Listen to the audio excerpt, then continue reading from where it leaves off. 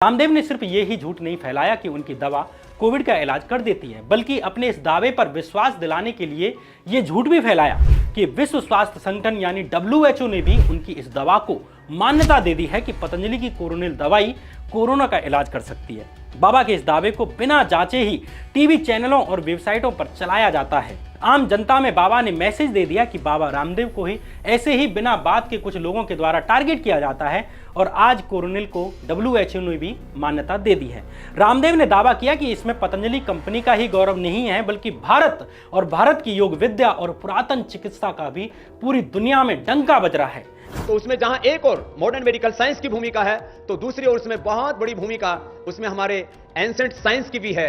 योग आयुर्वेद की भी है। लेकिन बाबा रामदेव का ये स्टंट भी झूठा निकलता है। भारतीय टीवी मीडिया और सोशल मीडिया पर रामदेव और उनके समर्थकों द्वारा फैलाए जा रहे इस झूठ से परेशान आकर खुद विश्व स्वास्थ्य संगठन यानी WHO को बयान देना पड़ता है कि हमने कोरोना के इलाज के लिए किसी भी दवाई को अभी तक कोई मान्यता नहीं दी है। सवाल यह है कि रामदेव को यह साहस कहां से आया कि वे इतना बड़ा झूठ टीवी पर बोल सकें। रामदेव अगर इस देश के लोगों से प्यार करते हैं तो उन्हें गुमराह कैसे कर सकते हैं, उन्हें झूठ कैसे बोल सकते हैं। एक सन्यासी में अपनी कंपनी का प्रोडक्ट बेचने का इतना लालच कैसे हो सकता है। साल 2015 के सितंबर महीने में जब पूरा दिल्ली डेंगू से लड़ रहा था, दर्जनों लोग मारे जा रहे थे, अस्पतालों में जगह नहीं मिल रही थी, तब भी रामदेव ने एक प्रेस कॉन्फ्रेंस करके सनसनी फैलाई थी कि उनके पास डेंगू का इलाज है और जड़ी बूटियों से डेंगू का इलाज किया जा सकता है। रामदेव ने कहा कि गिलोय, एलोवेरा, पपीते के पत्ते और अनार का जूस पीने से डेंगू से मुक्ति मिल जाएगी।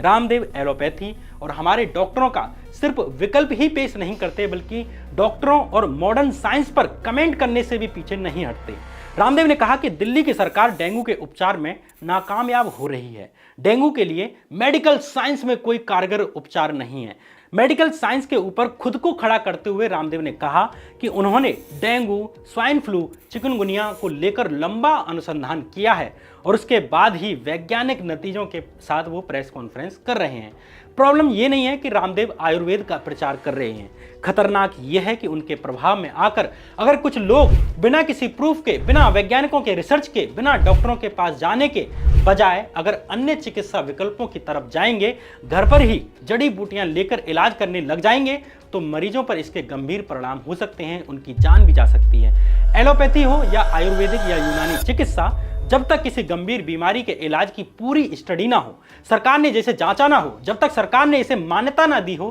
तब तक ला इलाज बीमारियों को ठीक करने के ऐसे विज्ञापन घातक साबित हो सकते हैं। रामदेव के बयान के बाद दिल्ली के एम्स अस्पताल ने बयान जारी करते हुए रामदेव के दावों का खंडन किया और कहा कि इस बात के कोई वैज्ञानिक प्रमाण नहीं मिलते हैं कि जड़ी बूटी से डेंगू का इलाज हो सकता है। इधर डॉक्टरों और मॉडर्न साइंस यानी मॉडर्न मेडिकल साइंस के खिलाफ माहौल तैयार कर और डेंगू के बाजार को देखते हुए साल 2019 के अक्टूबर महीने में बाबा रामदेव की पतंजलि ने डेंगूनिल वटी दवा लॉन्च कर दी। बाबा रामदेव का ये पुराना तरीका है, पहले डॉक्टरों और मेडिकल साइंस पर नकारात्मक कमेंट करना, उन्हें किसी विशेष बीमारी के इलाज में असफल बताना, अमेरिका और यूरोप जैसे पश्चिमी देशों को बेवकूफ बताने के बहाने